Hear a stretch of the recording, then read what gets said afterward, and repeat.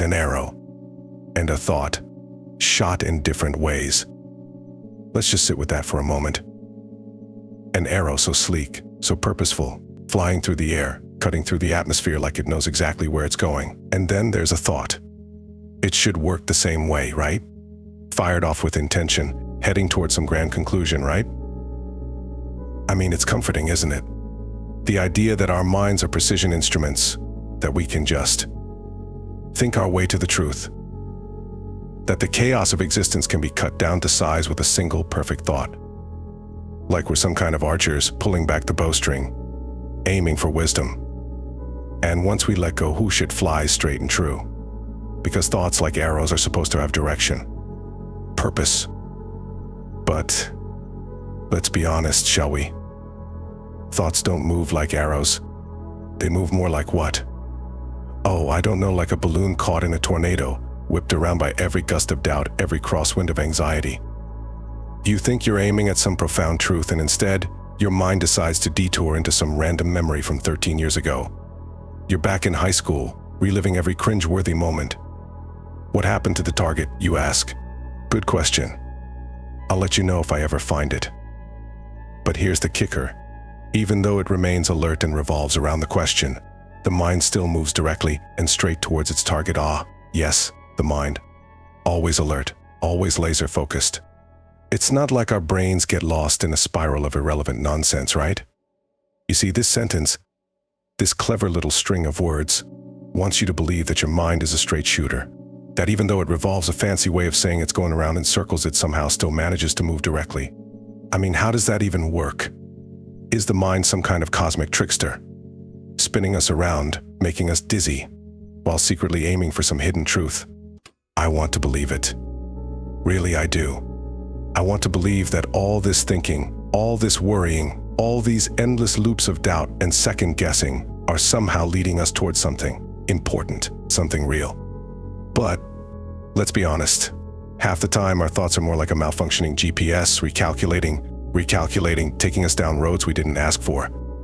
And the destination, who knows? We'll get there when we get there, if we get there at all. But maybe that's the point. Maybe the mind needs to circle the question over and over, like a vulture circling a carcass.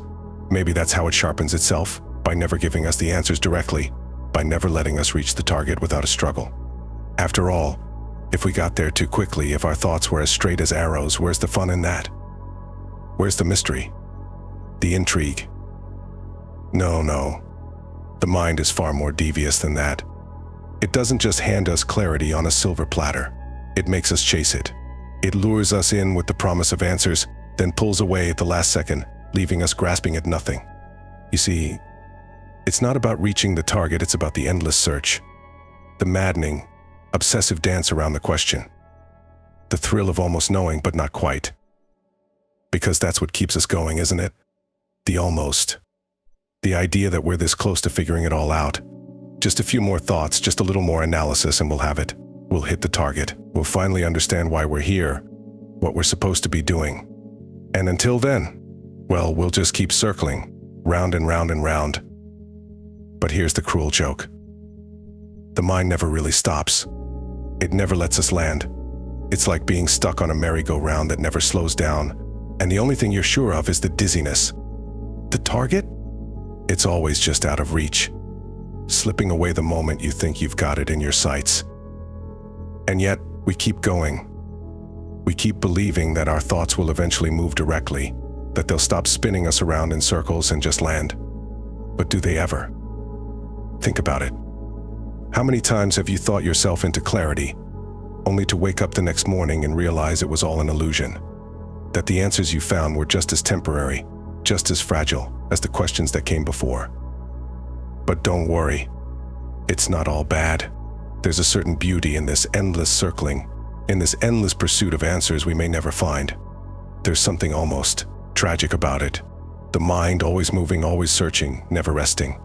Always alert, always ready, like a hunter stalking prey that keeps slipping through its fingers.